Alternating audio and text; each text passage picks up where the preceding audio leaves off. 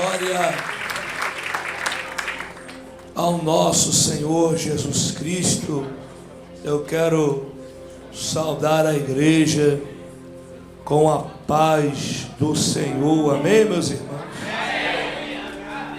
Antes de estar externando os devidos agradecimentos, já quero de antemão convidá-los para que abram as vossas Bíblias no Evangelho segundo Mateus nos escreveu.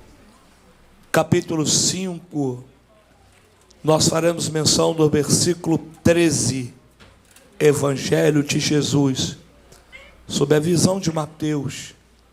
Capítulo 5, versículo 13.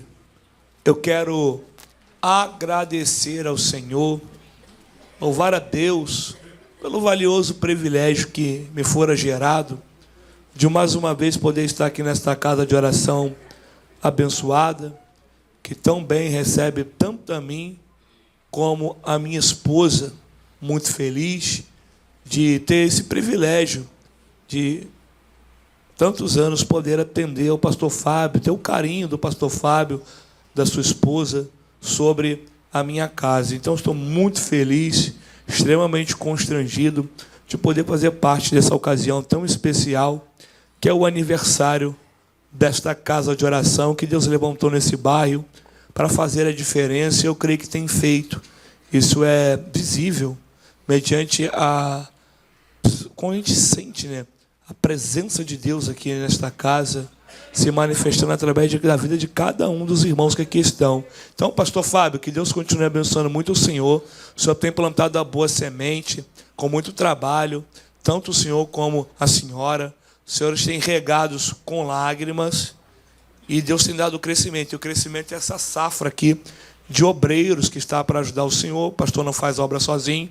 É bom saber que o senhor tem pessoas que o senhor pode contar para todas as áreas que há necessidade da igreja. Que Deus continue abençoando ao Senhor, a todo o corpo ministerial que está aqui, a todos os membros desta casa que fazem parte do corpo de Cristo aqui. Que Deus continue abençoando muitíssimo a sua vida. Em especial, não posso deixar de agradecer ao meu amigo pastor Rafael, porque a primeira vez que eu pisei aqui, quando a igreja ainda estava lá, né, lá atrás, foi o Rafael que apresentou essa porta, que fez a ponte para nós se conhecermos. Obrigado, tá bom, Rafael? Que Deus continue te guardando, não só a ti, mas a sua esposa, a toda a sua casa. Então, uma bênção, amém? Para mim, é um dos maiores pregadores desse Brasil. Falta pouco para as outras nações te conhecerem, para a honra e glória do Senhor. Tudo é para honra e glória. Deus honra a fidelidade com fidelidade. Guarde isso, tá? Me faça acompanhado da minha companheira, minha esposa, a mulher mais maravilhosa que existe nesse universo, mãe dos meus filhos. Deus foi muito bom comigo. Carol Góes veio ligada no espírito, veio na cor da paleta. Eu distraído, eu nem me liguei nisso, uma correria que só Jesus. Ela veio na inspiração do Espírito. Eu acho também que ela não sabia, porque senão ela teria me falado. Foi o Espírito que direcionou ela, amém, me deixou na mão, mas está valendo. Mas está valendo. Deus tá no controle. Amém, gente? Vamos lá. Mateus capítulo 5, versículo 13. Esse tema tão gostoso que Deus colocou no coração do pastor Fábio. Somos igreja. Amém? Vamos lá, todos acharam? Versículo 13 diz assim: Vós sois o sal da terra, e se o sal for insípido, com que há de salgar? Para nada mais presta, senão para se lançar fora e ser pisado pelos homens. Amém? O tema da mensagem que Deus me deu para linkar com o tema desta festividade maravilhosa é a identidade do reino. Somos igreja, somos sal da terra. Amém? A identidade do reino. Somos igreja, somos sal da terra. Podem tomar os vossos assentos. Meus irmãos, sem estender muito nessa parte, deixa eu só avisar, como a igreja já me conhece, pastor Fábio, e toda a igreja já me recebe tão bem, né? Durante todo o ano eu tenho esse privilégio de estar aqui em algumas oportunidades. Ao final, você que quiser, poxa, eu gosto do Tiago Góes, acompanho o ministério dele, a caminhada dele, juntamente com a sua esposa, quero abençoá-lo. Eu tenho os meus materiais, dentre eles o meu livro, que acabou de sair. O pastor me deu essa oportunidade de trazê-lo. Você que gosta de me ouvir, irmão, eu gosto de ouvir o Tiago pregar, com certeza você vai gostar de me ler. Amém? Uma leitura gostosa, fácil. Amém? O livro foi escrito com carinho. Identidade preservada. Aqui eu trago uma visão, tá, sobre o texto escatológico de Mateus 24, com essa iminente guerra que está vindo aí, né, aqueles lados de Israel, uma guerra que infelizmente acaba sendo necessária. Israel está se protegendo, mas não é disso que eu quero falar no momento. Estão aparecendo, pastor, aquelas pessoas que te dizem mestre em escatologia de televisão, irmão. Parece dali, daqui. É o que nós chamamos de escatologia especulativa. Irmão, um monte de interpretação de texto da Bíblia de forma equivocada, errada, que só assusta os outros. Amém? Tomado que nunca é necessário você se aprofundar, né, na escatologia bíblica de uma forma correta, bíblica. Então, esse livro eu creio que vai te ajudar. Identidade preservada, vai te auxiliar a entender mais Mateus 24, esse sermão que é o maior sermão escatológico das Escrituras. Vai te ensinar a entender ali Mateus 25 também. Eu finalizo o livro explicando aquelas 3 parábolas que finalizam esse sermão escatológico, e dou mais atenção à parábola das 10 virgens. Trago ali detalhes à luz do contexto histórico-cultural da época. Irmãos, você vai gostar, tá? Aqui eu foco na iminência da volta de Cristo. É necessário você entender que não é sobre se preparar para a volta de Cristo, é sobre estar preparado para quando Ele voltar. Há uma diferença. Aqui você vai entender o que importa para Deus não é o dom que carregamos, mas a identidade que possuímos. Amém? Então, é um livro bem interessante. Quem já leu tem lançado seu feedback, eu fico muito feliz. Amém? Meu livro também chegou nas mãos de alguns mestres, pastores, pastor Fábio, que tem me dado bons feedbacks. Fico muito feliz com isso. Então, você que quiser, me procure ali, onde o pastor Fábio me der autorização para ficar, eu estarei. Tem algumas BKJ lindas também, aqui tem muito pregador. Aqui para pregador essa Bíblia é uma maravilha. Tem branco, tem marrom, que a minha esposa disse que é a tendência, tem clássico, Bíblia linda, tá? Trouxe algumas Bíblias de estudo que estão em promoção lá na minha loja. Bíblia com harpa, com dicionário, Bíblia explicada, Bíblia King James de estudo. E tem aqui também como receber o batismo no Espírito Santo. Você que está procurando, né? Tiago, ainda não fui batizado, não sei o que está acontecendo, eu busco, eu oro, o que será que está acontecendo? Esse livro aqui vai te jogar uma luz nesta área. Como receber o batismo no Espírito Santo. Que experiência é essa? Como posso receber essa bênção? Como posso saber se já recebi? Tá? Tem lá mais uns 15 títulos diferentes. Vá lá, me procure. Sempre lembrando, cada livro que você compra comigo, você está auxiliando eu e a minha esposa, principalmente ela, na maior batalha que ela está travando na vida dela, pela saúde dela. Quem acompanha a gente sabe o que está ocorrendo. Não preciso pormenorizar detalhes aqui. Basta você saber que cada livro que você compra, você está auxiliando a gente nessa guerra, e eu creio que Deus vai te retribuir em dobro, em nome de Jesus. Amém, igreja? Vamos dar uma mergulhada aqui nesse texto. Meus amados, nós estamos diante aqui mais uma vez, pastor, não posso deixar de agradecer ao Senhor pela confiabilidade e o carinho, tá bom, mestre? Muito obrigado mesmo, o Senhor é uma benção. Meus amados, nós estamos diante aqui do Evangelho de Jesus, segundo Mateus nos escreveu. E quando a gente para estudar a vida de Jesus sobre a ótica desses homens que foram designados, a qual foram imputados sobre a vida deles essa responsabilidade, logo fica evidente que o objetivo principal deles é o mesmo, é relatar, transmitir os principais feitos que Jesus realizou quando ele esteve aqui na terra, né, na sua forma plena, né, plenamente homem, plenamente Deus. Esses homens foram separados para relatar ali as principais obras, não todas, como foi lida de forma bem cirúrgica pelo pastor Fábio na palavra introdutória. Se fosse relatar tudo, não teria como, porque Jesus realizou muitas obras no seu tempo de ministério público, né, de 3 anos e meio aproximadamente. Muitos sinais, muitas maravilhas, curas e muito ensino. Era isso que conduzia o ministério terreno aqui de Jesus. Então perceba-se que o objetivo desses homens é o mesmo. Porém é necessário falar que a abordagem que cada um dos 4, tendo em vista aqui João Marcos, Mateus, Lucas e João, a abordagem que esses homens vão se utilizar é diferenciada. Cada um usa uma forma diferente para abordar o objetivo, que é o mesmo. E o porquê dessa diferenciação de abordagem? Por que cada um traz consigo essa particularidade na hora de abordar um objetivo que é o mesmo? Simples. Essa necessidade de diferenciação de abordagem nasce da necessidade que o público primário, né, de cada autor sagrado tinha.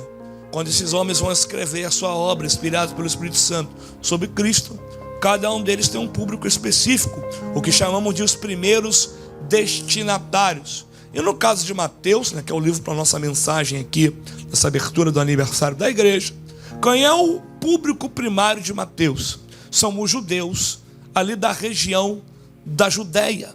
E falar dos judeus ali na região da Judéia, no primeiro século da era cristã, é você falar de um povo que estava passando por um processo de recomeço, de reconstrução.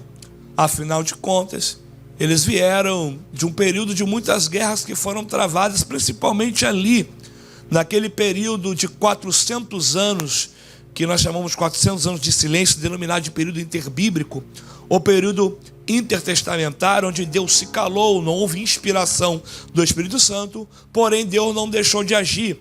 Algumas pessoas ali, incentivadas por Satanás, se levantaram, e alguns traziam consigo o intento de exterminar a nação, né, do judeu, a nação israelita, do mapa. Porém, Deus os preservou, e quando nós adentramos ali no primeiro século da era cristã, nós temos em vista um povo que está recomeçando. E está recomeçando debaixo de um jugo pesado, que era o jugo de Roma. Roma era a nação que dominava na época. Então havia-se ali muitos impostos para se pagarem, altas cargas tributárias ali para se dar conta. Então a pobreza naquela época ali era uma realidade extremada. Você trabalhava naquele período e o que você recebia, você pagava impostos, o que sobrava você comprava comida. Era uma realidade bem triste. Mas Tiago, analisando a Bíblia, lendo principalmente o Novo Testamento, por diversos momentos é feita a menção de pedintes de esmola. E se tem quem está pedindo, é porque tem quem dê. E até ouvi, Tiago, por aí, que para se pedir esmola naquela época tinha que ser uma prévia autorização para pedir e o lugar para ficar. Isso é uma informação verídica, é verdade. Então, Tiago, como é que funcionava isso? Simples. Se tinha o lado, né, extremado da pobreza, também existia o lado daqueles que tinham um bom poder aquisitivo, que tinham uma boa condição financeira. O problema é que quem estava dando esmola, não estava dando esmola para o real sentido de querer ajudar. Não estava dando esmola para manifestar o seu amor, seguir o mandamento, por empatia ao seu próximo, ou filantropia. Não. Quem estava dando esmola estava dando para querer aparecer, para querer dizer, fui eu que fiz. Que é isso, Tiago? Está na Bíblia. Jesus condena isso. Em Mateus capítulo 6, no versículo 2, quando ele diz, e vós quando deres esmolas, não fazeis como falsos hipócritas, que tocam trombeta diante de si. Jesus ali se utiliza de uma figura de linguagem por nome de hipérbole, que apresenta algo de forma exagerada, e a intencionalidade de Jesus ali é mostrar para a gente a importância do que ele está nos ensinando. Então quem está dando esmola, pastor, está dando para dizer, sou eu que estou fazendo, sou eu que tenho que aparecer, sou eu que tenho que ser agradecido, sou eu que estou dando. Reparem que o lado social estava quebrado. Se o lado social está quebrado, nós somos tendenciosos a correr para o lado espiritual. E falar do lado espiritual ali, da região da Judéia, do primeiro século da era cristã, É você ter em vista a religião que ditava o ritmo, o judaísmo. E o judaísmo era liderado por dois grupos.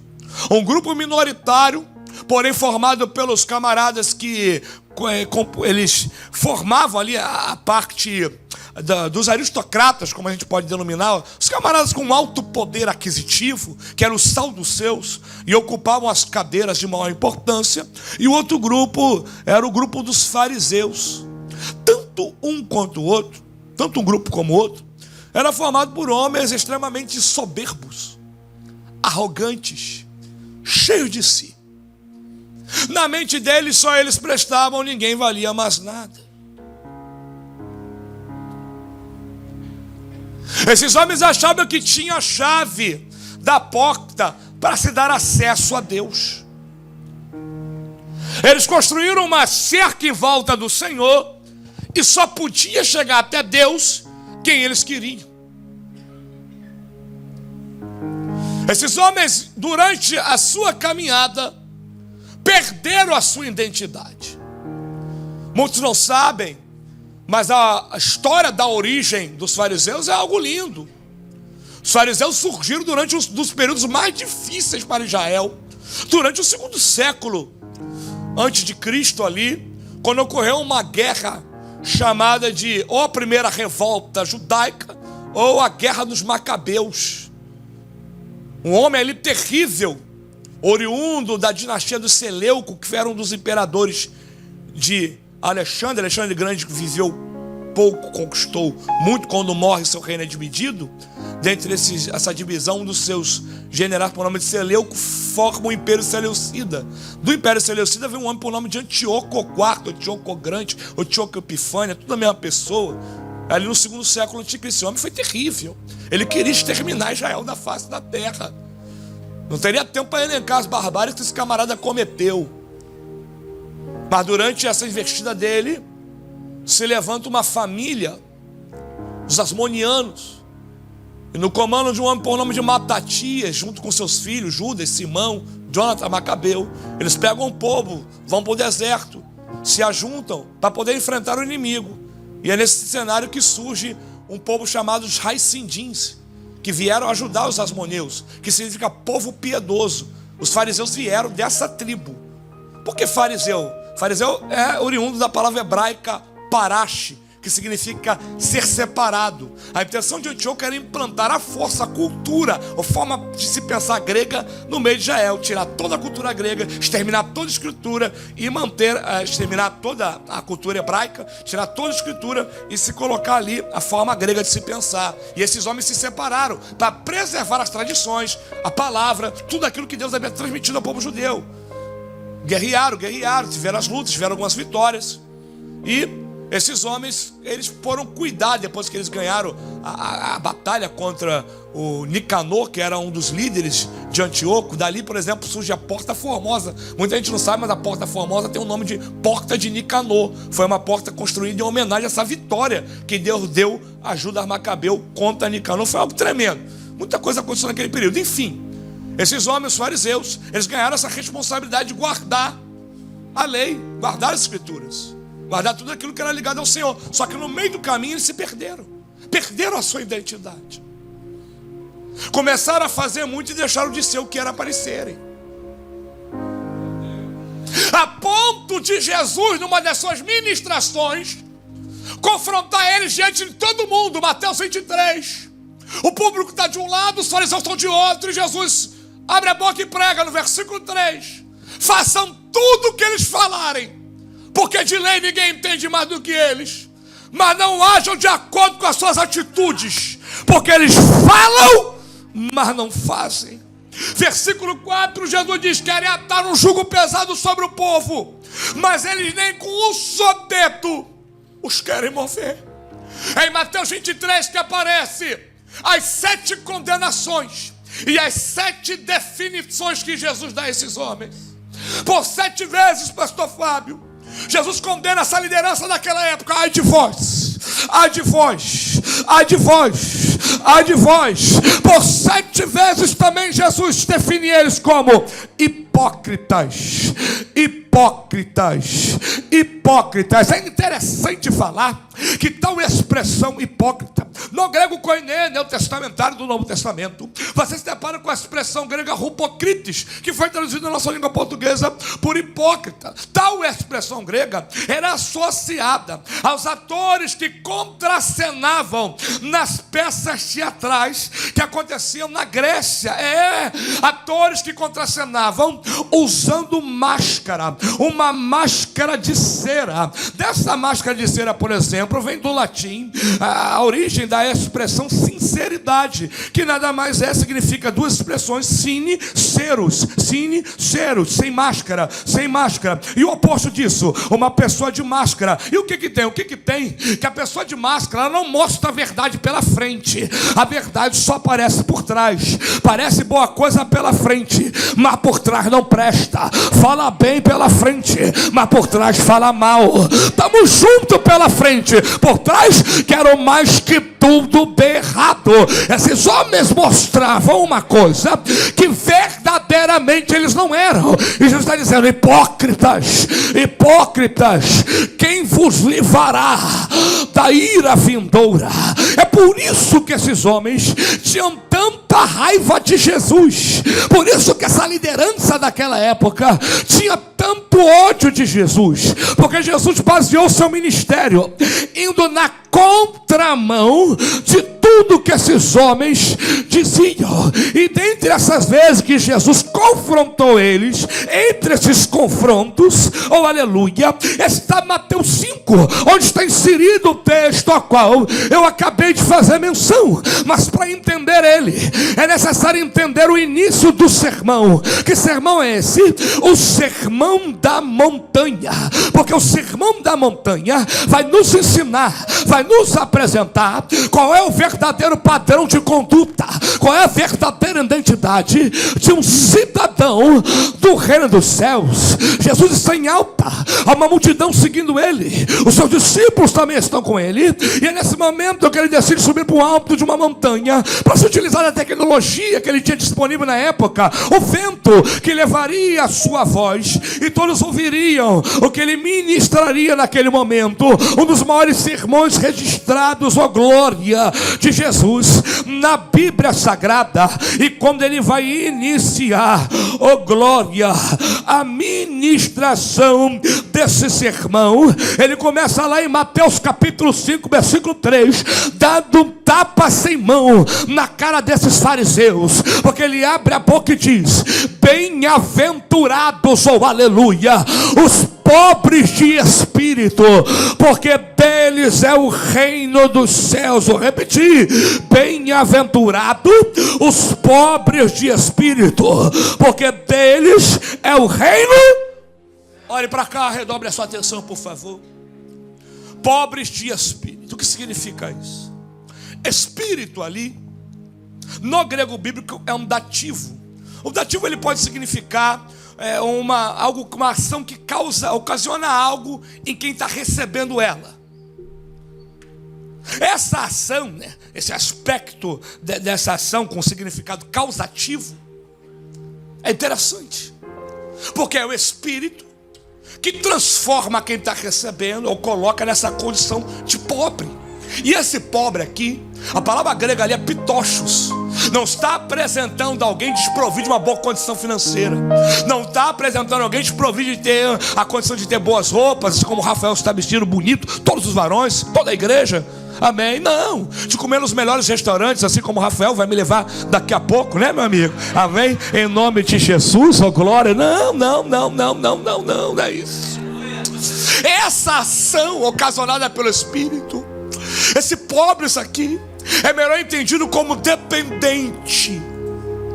Fala de dependência, fala de um aquebrantamento gerado pelo Espírito Espírito de Deus, oh aleluia, porque o Espírito de Deus, quando vem sobre as nossas vidas, ele nos aquebranta e revela, oh glória, qual é a nossa real necessidade, quebrando toda autossuficiência, oh aleluia. O Espírito Santo, quando vem sobre a igreja, quando vem sobre as nossas vidas, a sua primeira finalidade é nos quebrar e nos convencer de quem nós somos de verdade e que nada seríamos se não tivéssemos essa ação do Espírito Santo sobre a nossa vida, rapaz. Vai na contramão de toda soberba.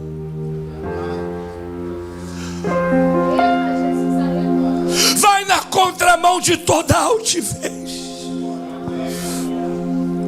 O inimigo ama quando ele se depara com alguém cheio de si, soberbo, acha que é alguma coisa.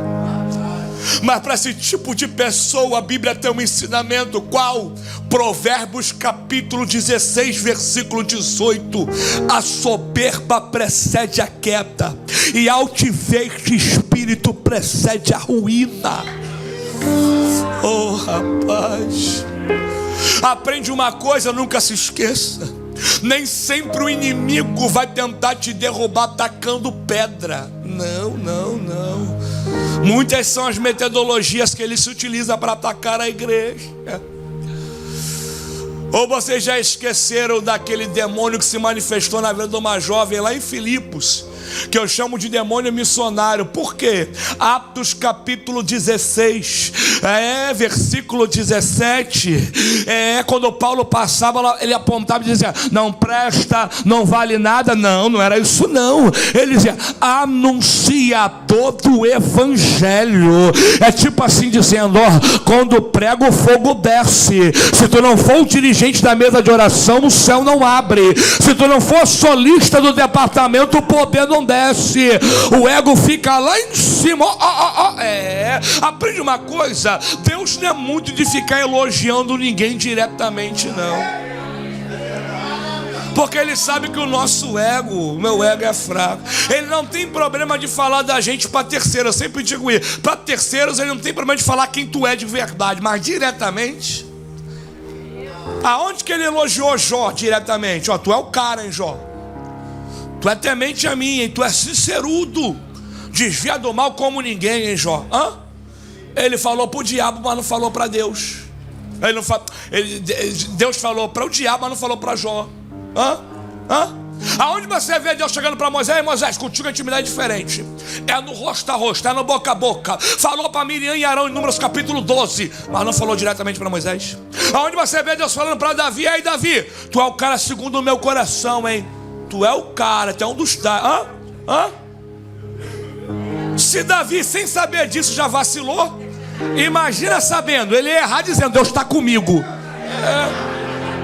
Aonde você viu Deus falando para Abraão: Abraão, meu amigo, revelou para Isaías no capítulo 41, no versículo 8 do livro do profeta: Abraão, meu amigo, mas não falou diretamente para ele, rapaz. O inimigo, Deus sabe que o nosso ego. Por isso que eu fico um pé atrás, pastor. Porque os camaradas chegam assim: eis varão valoroso, eis que Deus tem se agradado de ti, eis esse pedestal de ouro que Deus te colocou, eis essa asa de marfim, homem. Rapaz, tu sabe que tu não é tudo. Eu sei que eu não sou tudo isso, irmão. Eu falo: rapaz, que isso?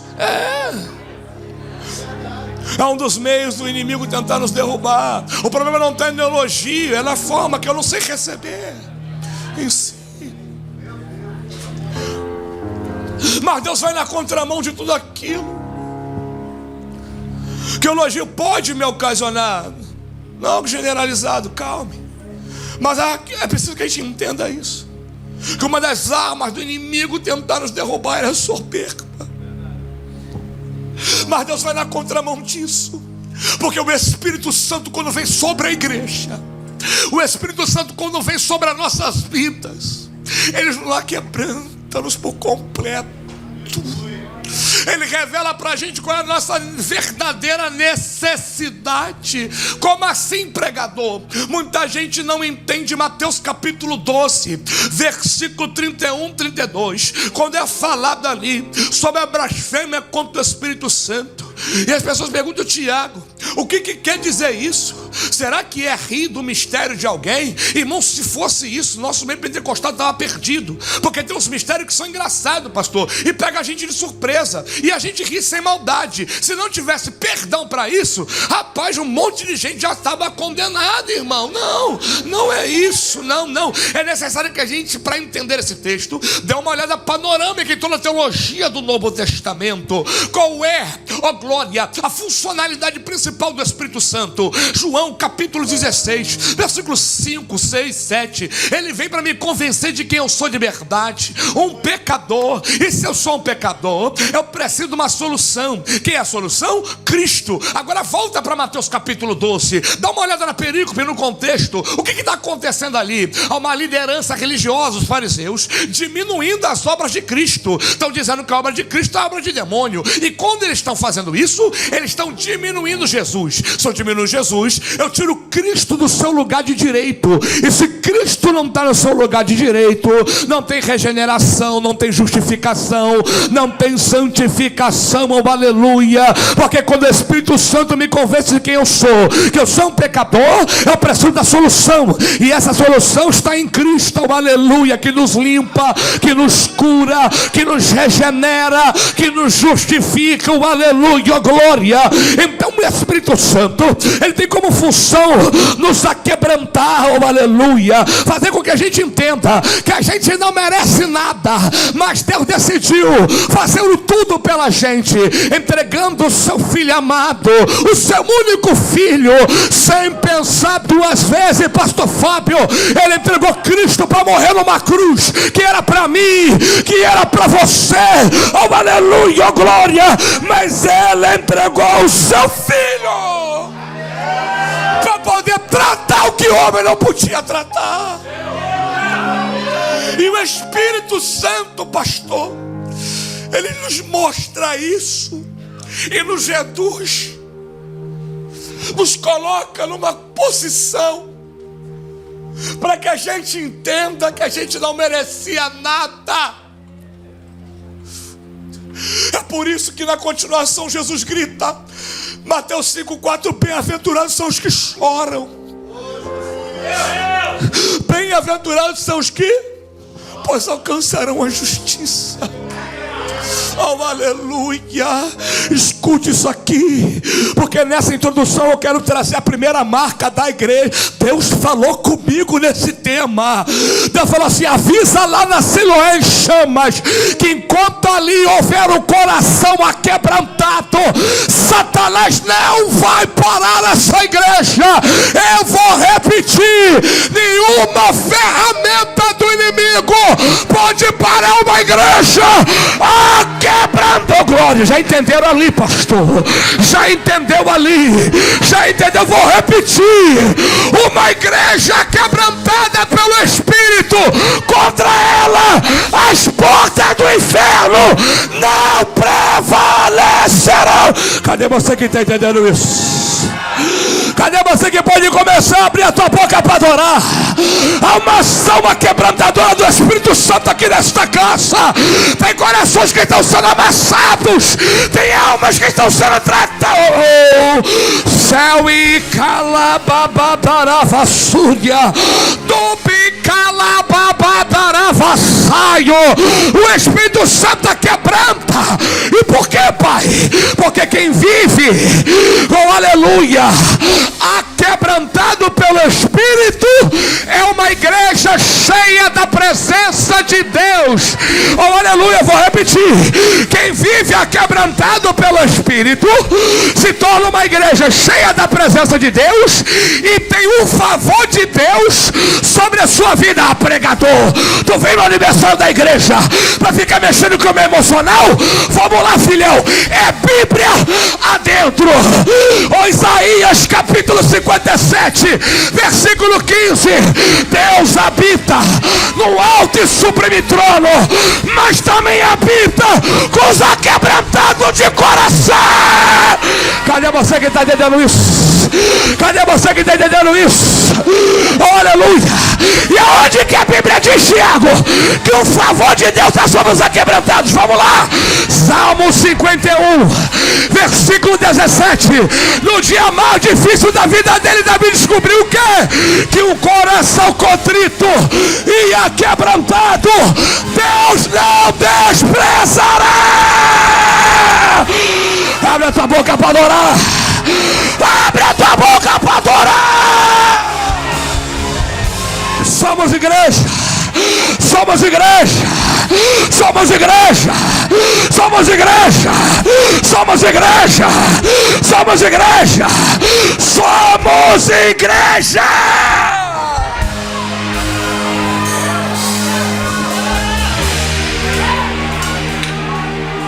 Olha isso aqui.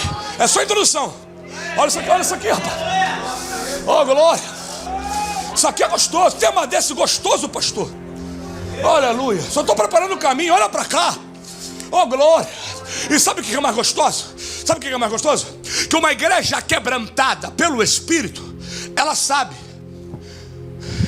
que não deve chorar em qualquer lugar. Vou entregar.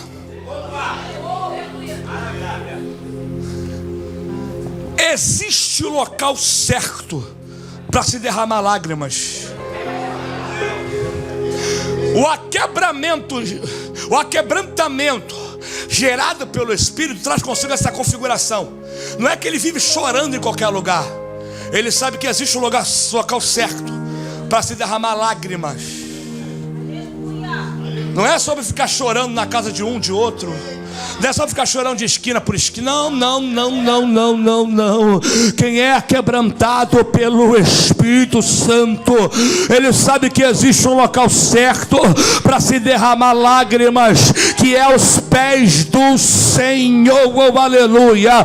Por que, pregador? Porque toda lágrima derramada aos pés do Senhor, para Deus não é lágrima. O Espírito Santo falou para mim numa madrugada: são sementes. Eu falei: opa, eu peguei isso.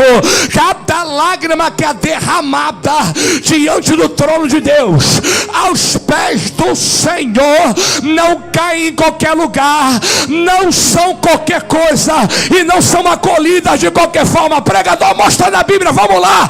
Apocalipse capítulo 5, versículo 8 diz que tem 24 anciões que estão curvados diante do trono. Numa mão tem harpa, na outra mão tem salvas de ouro, que estão cheias de incenso, que são a oração dos santos, que são a oração dos santos, que são a oração dos santos. Sabe por quê? Oh, glória! Satanás não pode parar uma igreja quebrantada, porque ela sabe aonde recorrer, ela sabe, oh glória, aonde ela deve derramar as suas lágrimas. E diante de Deus, lágrima derramada diante de Deus, uma oração que chega, não tem arma do inimigo que possa impedir a resposta que vem do trono. Aproveita, cadê você que está entendendo isso? Cadê você que está entendendo isso? A uma ação do Espírito hoje sobre a célula em chamas. Oh glória, oh glória, oh aleluia.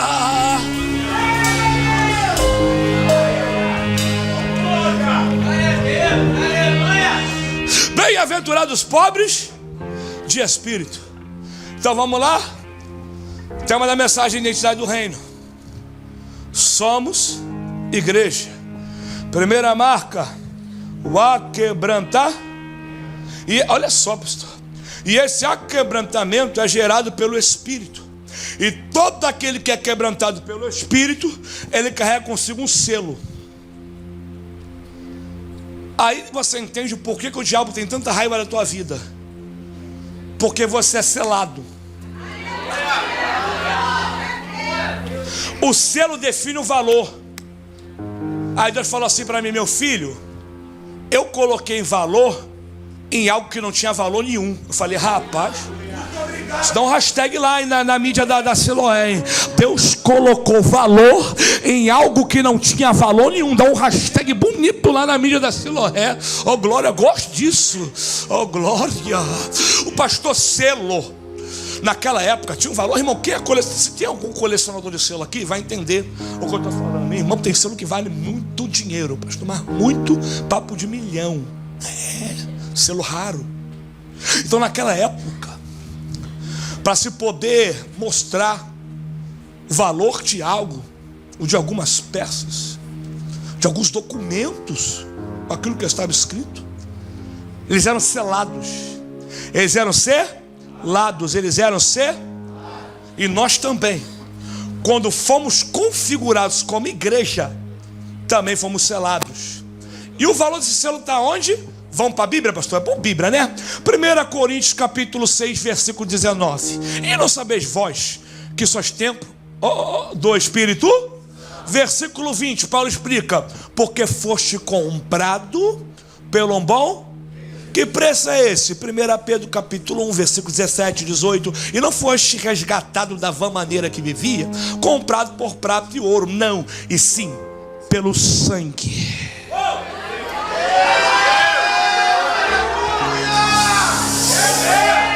Oh, aleluia! Incontaminado, imaculado do Cordeiro, aleluia. É por causa disso que Paulo agora escreve em 2 Coríntios capítulo 1, versículo 21. E o que nos confirma em Cristo e nos ungiu é Deus, que nos deu por penhor o selo do seu Espírito, o selo do seu Espírito, o selo do seu Espírito. Esse selo é a garantia.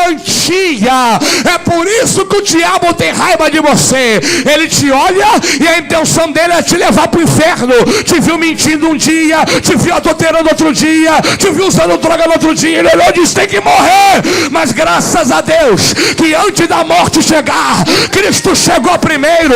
Com o sangue dele ele disse: pegou, né?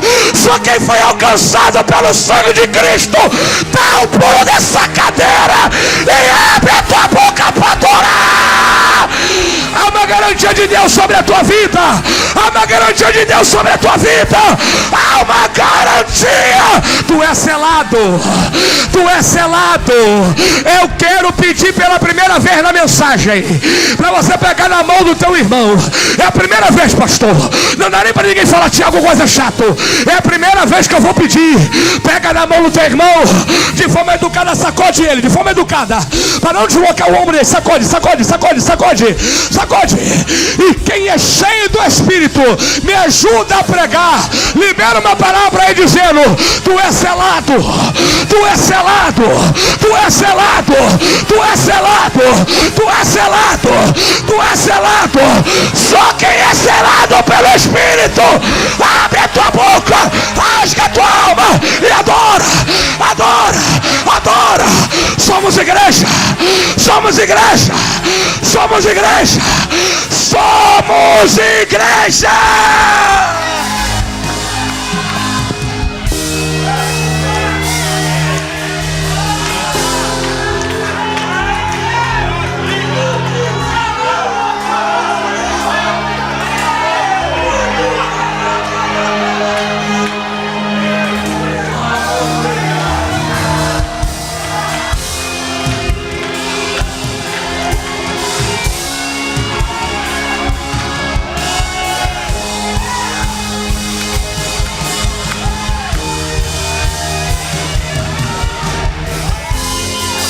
Quem antes era marcado para morrer, hoje é selado para viver.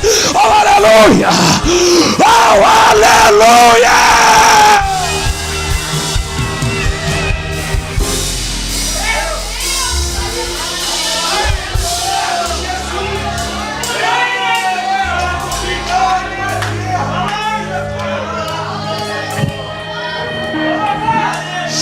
Céu e decantarafassaio, dubinecantarafassuia. É esse selo que define o nosso comportamento como igreja. Que é isso, pregador? Está onde isso na Bíblia? 2 Timóteo capítulo 2, versículo 19. E todavia, O firme fundamento está aí. Aonde? Que estão selados todos que são conhecidos de Cristo e se apartam da iniquidade. Se vai ter naquele grande dia muita gente que vai ouvir: não te conheço. Não é isso que está na Bíblia? Oh, glória. Terão também muitos mais em nome de Jesus, que são conhecidos dele. Todo aquele que é selado é conhecido dele. Porque todo aquele que é selado se aparta da iniquidade. Por quê? Porque se você entende que a iniquidade entristece aquilo que te sela e te ama, você jamais vai, com as suas atitudes, ir contrário àquilo que a tua boca declara. Por quê? Porque se eu digo ao Espírito que eu amo, eu não posso contrariar tal fala com o meu comportamento. Porque se eu sou selado por Ele e eu sei que Ele me ama, é necessário aprender isso. Ele me faz chorar, mas eu não posso fazer ele chorar. Que é isso, pregador? É Bíblia. Até amanhã a gente fica aqui. Efésios capítulo 4, versículo 30. Não entristeçais o Espírito Santo de Deus, a qual está selados ao selo para o dia da redenção. A Bíblia é gostosa demais, né, mano? Eu fico doido. Então o Espírito falou assim para mim: meu filho, eu te faço chorar, mas tu não pode me fazer chorar. Eu falei: opa, peguei isso. Amém. Ele é todo aquele que é selado e tá abrindo a boca para gritar o tema da festividade: somos igreja. Tem que entender que quando você pronuncia isso, há uma carga de responsabilidade sobre a tua vida. Ou tu acha que o Deus revelou o tema para o pastor, porque o pastor dormiu de barriga cheia, teve uma visão de barriga cheia, ou deu na cabeça dele: eu vou aqui sortear aqui, o tema que der eu boto o dedo aqui, ou eu vou tirar na caixinha de promessa, esse vai ser o tema da festividade. Não, foi muito choro. Deve ter marca no monte lá, ou no quarto lá do joelho da sua esposa, da sua esposa e do seu, e os obreiros que o exército está com o Senhor. Muito choro para Deus revelar, e Deus falou: esse é o tema.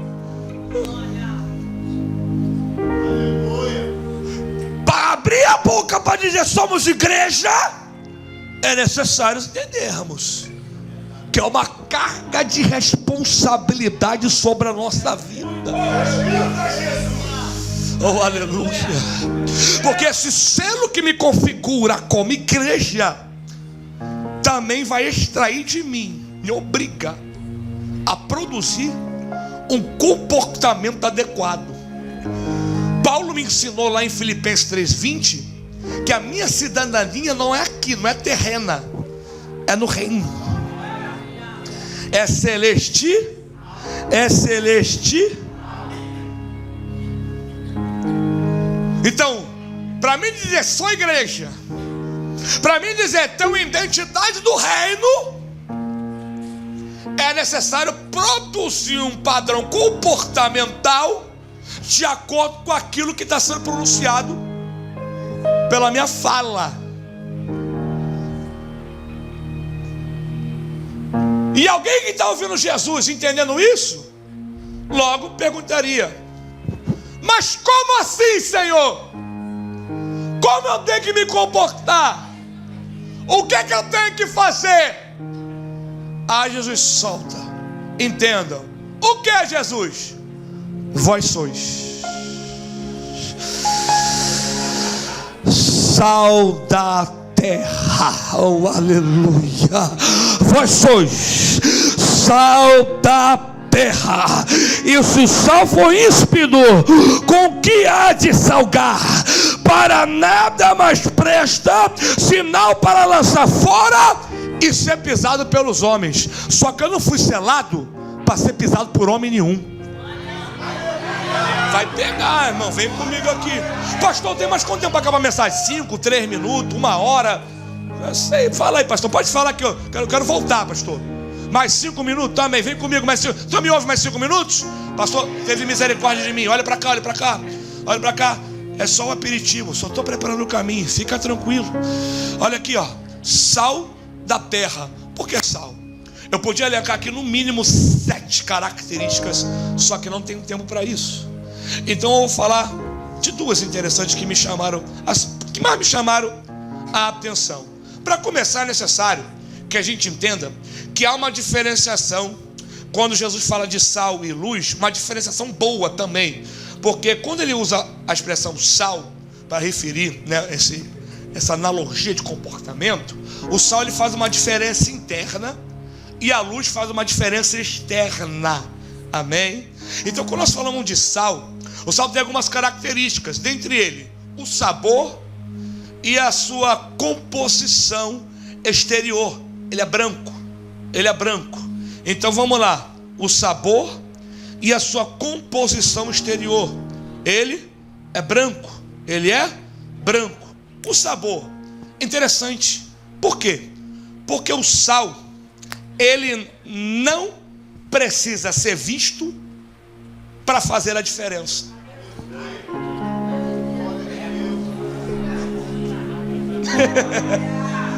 Tu coloca ele na comida, ele some, mas prova a comida para tu saber se ele não está lá. Então a primeira coisa que tu está ensinando para a gente, que no reino não é sobre ser visto, é sobre fazer a diferença.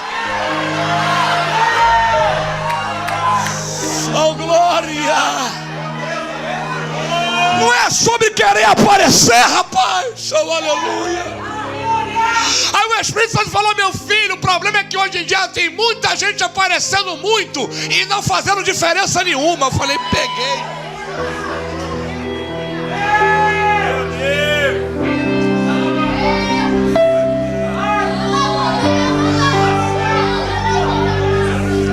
Oh aleluia!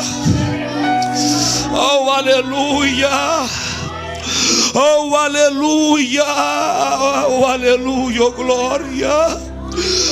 Não é sobre aparecer, é sobre fazer a diferença.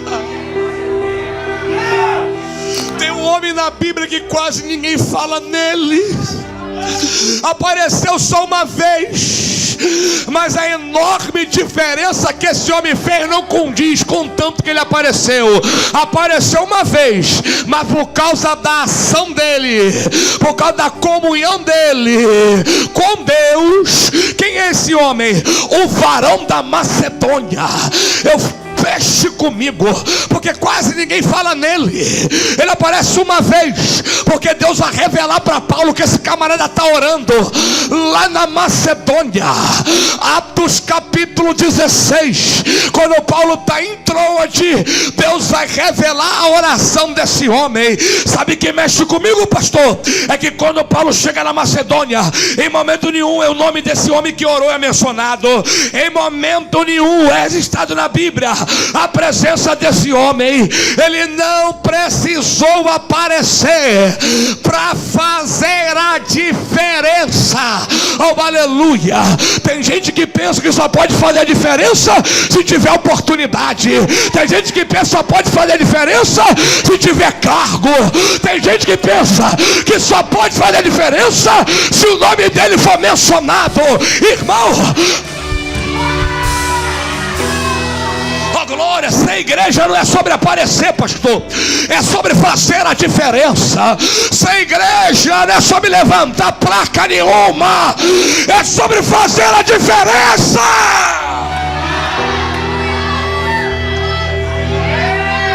Se você não sabe, deixa eu te trazer aqui, olha só, pastor, por causa da oração desse homem que ninguém sabe quem é, mas fez a diferença. Olha o que aconteceu. Ocorreu uma ação do Espírito Santo diferenciada. O que configura na Bíblia uma ação do Espírito Santo diferenciada? Que não acontece toda hora. Só aconteceu ali em Atos 16 por 2 vezes. Sabe o que? O Espírito Santo impediu Paulo de pregar o Evangelho. Aonde você vai ver isso na Bíblia inteira, a não ser em Atos 16 por 2 vezes. A oração de alguém que ninguém conhecia fez o Espírito Santo agir de uma forma diferenciada. Outra coisa, se você não sabia, vai aprender agora. Se alguém perguntar por onde o Evangelho entrou na Europa, você pode falar: por causa da oração de um homem que ninguém sabe quem é. Oh glória! As portas das boas novas abriram através da Macedônia. Oh aleluia! Por causa da oração de alguém que ninguém conhecia, as boas novas chegaram ao local que estava aprisionado, ao local que estava, oh aleluia, dominado pelo inimigo. Mas bastou alguém orar, clamando por socorro. Ainda falou comigo assim: meu filho, reparou? O camarada não podia ir até o socorro, mas não tem problema, oh glória. Basta você clamar, que eu levo o teu clamor aonde tu não pode ir. Eu levo. Nós somos igreja. Enquanto houver uma Siloé em chamas que ora, enquanto houver uma igreja que clama, o inimigo não vai dominar esse bairro. Pregador, não estou entendendo. A Siloé ora aqui e tem socorro no campinho chegando. A Siloé entra aqui e tem socorro lá no fubá chegando. A Siloé, oh glória, tem gente já entendendo aqui, já tem gente entendendo lá. Deus não te chamou para aparecer, Deus te levantou para fazer a diferença.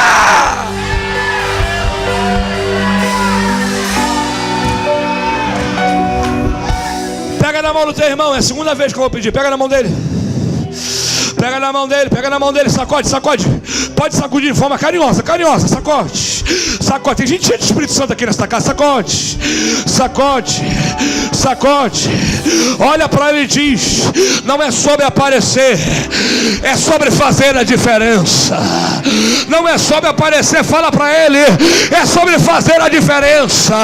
Tu és sal, tu és sal, fala para ele, tu és sal da terra, tu és sal da terra, tu és sal da terra. Fala para ele: irmão, eu e você somos igreja, somos igreja, somos igreja, somos igreja, somos igreja. Cadê você? Adora, adora, adora, adora. Posso colocar a igreja de pé, mestre? Posso colocar a igreja de pé? Se coloque de pé em nome de Jesus. Tu que ne cantará vassaio. Oh aleluia, oh glória. Aquele que faz a diferença está na casa. Oh aleluia. Cadê você que pode sentir a presença dele? É sobre fazer a diferença, pastor. É por isso que Paulo grita lá em 1 Coríntios capítulo 4 versículo 1: somos ministros. Tem traduções que diz somos servos. Só que é interessante. Por quê? Porque para traduzir servos, do grego bíblico, vem a expressão grega doulos, que também fala de escravos.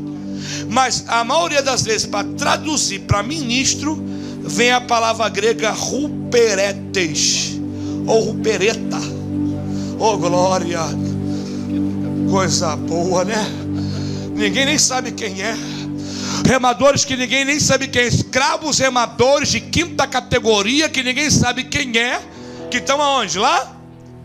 Ninguém sabe quem é, está lá embaixo. Ninguém sabe o nome, ninguém nem sabe quem está lá. Hã? Mas se o barco entrar em meio a uma tempestade, oh glória, se eles pararem de remar, morre todo mundo. Oh glória, mas eles carregam um pensamento no coração, na sua mente, e um intuito no seu coração. Qual é? Ninguém sabe quem eu sou, ninguém sabe o meu nome, mas enquanto eu estiver aqui, se depender de mim, ninguém morre. Ninguém sabe quem eu sou, não tem cargo, não tem oportunidade, mas se depender de mim, enquanto eu estiver aqui, ninguém morre. Essa obra não para. Cadê você? Deus conta contigo, Deus conta com você, Deus conta contigo, contigo, contigo, contigo. Ele chama você, Ele chamou a Siloé em chamas para fazer a diferença. Fala pro teu irmão: Deus conta contigo, Deus conta contigo, Deus conta contigo. Fala para ele: Deus conta contigo. Mas para fazer a diferença, e aqui eu finalizo, não dá para ser de qualquer maneira. Fala assim, não dá para ser de qualquer maneira. Porque o sal que presta para ser lançado, eu gosto disso que John Stott, no livro dele Contra a Cultura, ele diz, o sal não pode ficar no saleiro, ele tem que ser derramado. Mas só é derramado o sal que tem qualidade. Opa! Oh glória! No saleiro ele não vale de nada, mas quando ele é derramado ele faz a diferença. Oh glória! Olha para cá, olha para mim, olha para mim, olha para mim. E qual é o sal de qualidade? Jesus diz, aquele que não é íspido. Aquele que não é? William Barclay. Ele diz que naquela época o sal que poderia ser também tirado do Mar Morto tinha que ser devidamente preparado. Para extrair aquilo que é bom, mas deveria ser devidamente preparado, porque tinha muita impureza. Então se fosse impuro, não servia a não ser para ser lançado no chão. Era lançado no chão. Por isso que ele diz que era pisado, era lançado no chão. Então, entenda uma coisa. O sal, para fazer a diferença, ele tem que ser purificado. Eu preciso entregar isso aqui porque Deus mandou. Aleluia, glória. Não dá para ser derramado de qualquer maneira. É necessário ser purificado. É necessário estar limpo, ter vida santificada. Entenda uma coisa, para ser igreja do jeito que Deus gosta, a menina dos olhos de Deus tem que ter esta marca, a marca da santidade. Não dá para a igreja fazer a diferença sem carregar essa marca. Por quê? Porque ter vida santificada para quem quer morar no céu não é opção, é obrigação. 1 Pedro 1,16, sejais santos, assim como eu sou. E está escrito, sejais santos, assim como eu. Pedro está pregando ali em cima de Levíticos 11:44, Levíticos 19:2, que Deus está dizendo santidade de quem serve a Ele. Ele está exigindo santidade de quem serve a Ele. É necessário ter vida purificada. É necessário, aleluia. A Bíblia diz, seguir a paz com todos e a santificação, sem qual 2 não verá a Deus, 10 não verá a Deus, 20 não verá a Deus, não. Sem a qual ninguém verá a... Tiago, melhora isso aqui para mim, pelo amor de Deus. A igreja não pode se misturar com aquilo que não presta. Eu vou repetir, a igreja não pode se misturar com aquilo que não presta. Deus falou para mim, meu filho, não te levantei como igreja para ser influenciado. Eu te levantei como igreja para influenciar. É por isso que Paulo grita em Romanos 12, versículo 1: compadecei-vos, meus irmãos, e oferecei o vosso corpo como sacrifício vivo, santo e agradável ao Senhor, que é o vosso culto racional. Versículo 2: e não vos conformeis com o presente século. Conformar ali vem de uma expressão do grego bíblico que também pode ser traduzido por moldar. A igreja não foi levantada para ser moldada pelo mundo, mas nós fomos levantados por Deus para influenciar, para moldar, para fazer a diferença. É por isso que o sal que tinha qualidade trazia consigo o poder de preservação. E é isso que a igreja carrega consigo, o poder de preservação, de preservar o que? A sã doutrina. É por isso que a Tito Paulo disse no capítulo 2, versículo 1: e tu, o que convém, preserva a sã doutrina, preserva a sã doutrina. Nós temos a responsabilidade de conservar tudo aquilo que Jesus nos confiou, o evangelho. Que é isso, pregador? Deus confiou o evangelho a relógio confiou? Claro que sim. 2 Coríntios capítulo 4, versículo 8. E Deus colocou a excelência dos teus tesouros em vaso de barro. Em vaso de barro. Em vaso de barro. Deus me trouxe na abertura dessa festividade para poder gritar para uma igreja, para dizer que somos igreja. É necessário entender das responsabilidades que tal palavra pronunciada traz sobre as nossas vidas. Coração aquebrantado, selado, chamado para fazer a diferença e para não se sujar e se influenciar.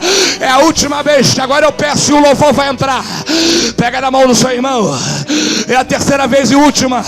Logo após o louvor já pode vir louvando. Enquanto eles estiverem louvando, pega na mão dele.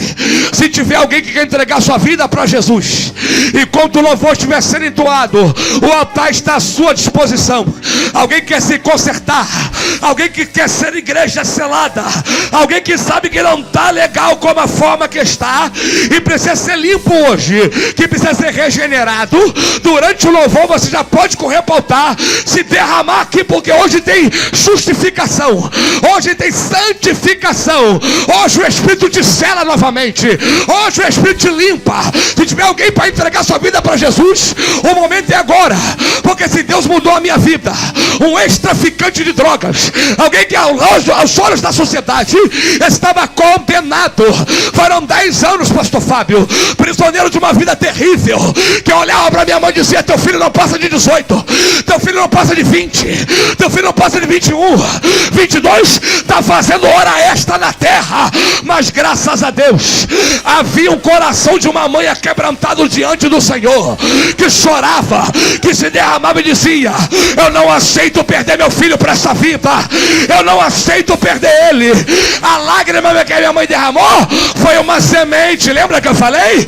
E ela está dando fruto, porque mamãe, quando olha para mim, oh glória, oh, aleluia, chega a babar quando ela fala: meu filho é pregador, é professor, oh aleluia, é obreiro da casa de Deus. Cadê você? Pega na mão do teu irmão, pega e olha para ele e diz assim: Deus te chamou para influenciar. Fala: Deus te chamou para influenciar. Através da tua vida, da tua influência, o traficante vai se converter, o drogado vai largar a droga, a família será reconstruída, quem está caído vai ficar de pé. Fala. Deus te chamou para influenciar. Deus te chamou para influenciar. Só quem é cheio do Espírito, abre a tua boca. Se tem aleluia, dá aleluia. Se quer falar em línguas, fale em línguas. Mas agora é hora de tu adorar.